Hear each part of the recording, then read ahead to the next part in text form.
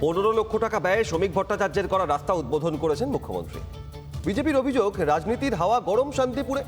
Taherpur road Khamarpara মোড় থেকে Batkulla road Khamarpara কালীমন্দির পর্যন্ত তৃণমূলের বিরুদ্ধে উঠেছে রাস্তা চুরির অভিযোগ।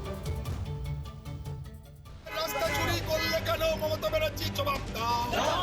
জবাব দাও। কয়লা চুরি, গরু চুরি, রেশন চুরি, তারপর বেশি চুরি। আজকে রাস্তা চুরি। হাই মমতা, হাই মমতা, হাই চুরির সরকারের বিরুদ্ধে। রাস্তা চুরির অভিযোগ তুলছে বিজেপি বিধায়ক এবং তার দলীয় কর্মসমর্থকরা। তার কারণ, এই যে রাস্তার পাশে পড়ে থাকা ইটের টুকরোগুলো দেখা যাচ্ছে, এটা কিন্তু অ্যাকচুয়ালি শ্রমিক ভট্টাচার্য তার সাংসদ কোটার থেকে 15 লক্ষ টাকা ব্যয়ে এই রাস্তা নির্মাণ করেছিলেন। আর সেই রাস্তায় গত দিন কয়েক আগে কৃষ্ণনগর সফরে এসে মুখ্যমন্ত্রী মমতা বন্দ্যোপাধ্যায় তিনি আবার নতুন করে উদ্বোধন করেছেন। আর যা নিয়ে শুরু হচ্ছে ইতিমধ্যে বিতর্ক।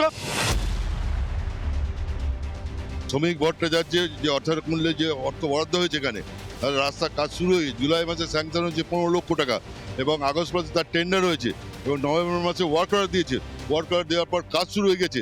তারপর মাননীয় মুখ্যমন্ত্রী কৃষ্ণনগর থেকে এসে ঘোষণা করলেন এটা পথশ্রী।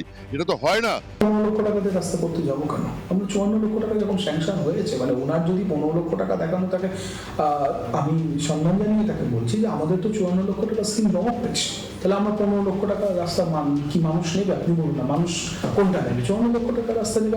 11ই নভেম্বর 2025 ওয়ার্ক অর্ডার দেওয়া হয়ে গেছে। সেই রাস্তাটির কাজ শুরু হয়ে গেছে। তারপরেও মুখ্যমন্ত্রী উদ্বোধন করে দিয়েছেন পথশ্রী বলে।